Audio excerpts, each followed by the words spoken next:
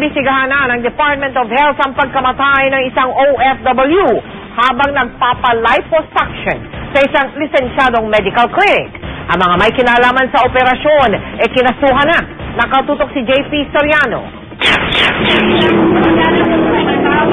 Nagluluksa ang pamilya at kaibigan ni Mary Jane Arciaga na namatay matapos magpa-liposuction nitong Lunes.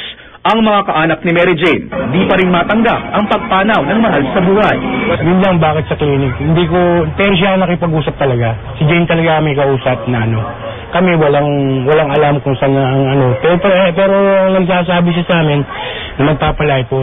Kinasuhan na ng homicide through negligence ng QCPD ang 3 doktor at 3 staff ng Boro na may kinalaman umano sa operasyon.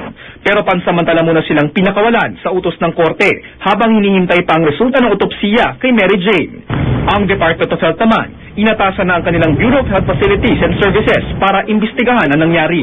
Lisensyado naman daw ang Boro Medical at pumasa ang klinika nito para gumawa ng mga operasyon gaya ng liposuction.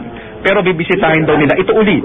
We're getting the technical people to sit together and give us a kind of a review of the procedures there. And we will await recommendations from the technical group. May mga naitala na rin kaso ng mga namatay sa liposuction noon. Pero ayon sa DOH, ito ang unang beses na nasangkot sa isang lisensyado at lehitimong cosmetic surgical clinic.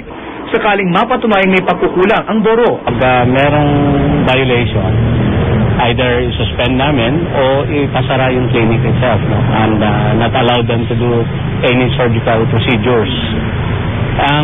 The part naman of the doctors, kung doctors lang pinag-usapan, kung merong issue on medical malpractice, it's the domain of the PRC. Tumanggi namang humarap sa kamera ang mga opisyal ng Boro Medical. Pinaninindigan nila, nag-ingat ang mga lisensyadong doktor na naglipo kay Mary Jane. May sariling investigasyon din daw sila at hinihintay pa nila ang resulta ng autopsy. Makikipagtulungan din daw sila sa investigasyon ng pulisya at ng DOH. Payo naman ng DOH sa mga may planong magpalipo o iba pang cosmetic operation. Tignang mabuti ang facility ng ospital o klinika at tiyaking may lisensya ito mula sa DOH. JP Soriano, nakatutok 24 oras.